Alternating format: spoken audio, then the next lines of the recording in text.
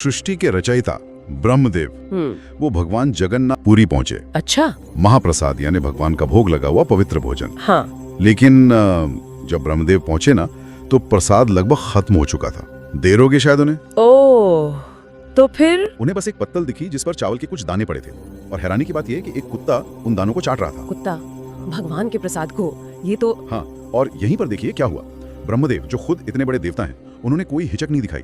पवित्रता अपवित्रता ये सब विचार छोड़ दिए। मतलब? वो उसी कुत्ते के पास बैठ गए और चावल के वो बचे हुए दाने उन्होंने खा लिए। क्या बात है, ये तो भक्ति की पराकाष्ठा है ना? हाँ, मतलब ये दिखाता है कि भक्ति भाव कितना गहरा हो सकता है कि वो सामाजिक या जो शास्त्रीय नियम है शुद्धता के, उनसे भी ऊपर उठ जाता है। सही कहा। ब्रह्मदेव का ये काम दिखाता है कि भगवान का प्रसाद वो हर हाल में पवित्र है और उसे पाने की जो इच्छा है, जो लगन है, वो किसी भी बाहरी नियम से बड़ी है।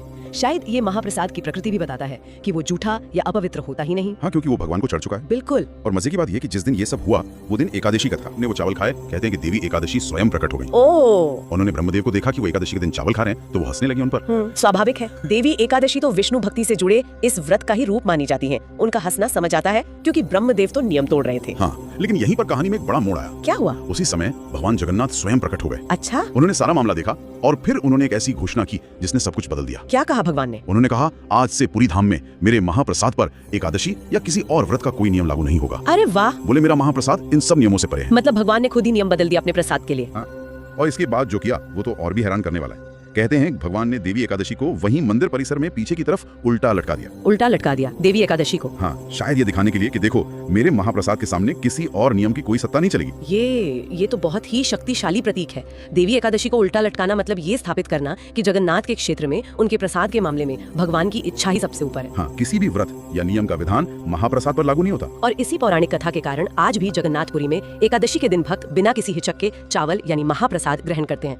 ये महाप्रसाद की सर्वोच्च महिमा का प्रतीक बन गया। तो इस तरह से मतलब एक दिव्य घटना हुई, भगवान जगन्नाथ ने खुद हस्तक्षेप किया और पुरी में ये अनूठी परंपरा बन गई। सही। उनका महाप्रसाद किसी भी व्रत या नियम के बंधन से आजाद माना जाता है और एकादशी पर चावल खाने के मामले में तो ये बात एकदम साफ दिखती है। और ये हमें सोचने पर भी मजबूर करता है कि कैसे किसी खास जगह की पौराणिक कथाएं या कहिए भगवान की प्रत्यक्ष इच्छा जो व्यापक धार्मिक नियम है, उनके अंदर भी ऐसे अनूठे अपवाद बना सकती हैं। बिल्कुल, ये भक्ति, श्रद्धा और जो स्थापित नियम है उनके बीच का जो एक जटिल रिश्ता है उसे दिखाता है। हाँ, कि कब और क्यों नियम पीछे हट जाते हैं और आस्था या भगवान की इच्छा आगे आ जाती है। वाकई ये सोचने वाली बात है कि आस्था और नियमों के बीच वो संतुलन कहाँ है और कब आस्था इतनी प्रबल हो जाती है कि नियम गौण हो जाते हैं, खासकर जब बात सीधे भगवान के प्रसाद की हो। ये सवाल शायद हर भक्त के मन में कभी न कभी आता होगा। हाँ, शायद।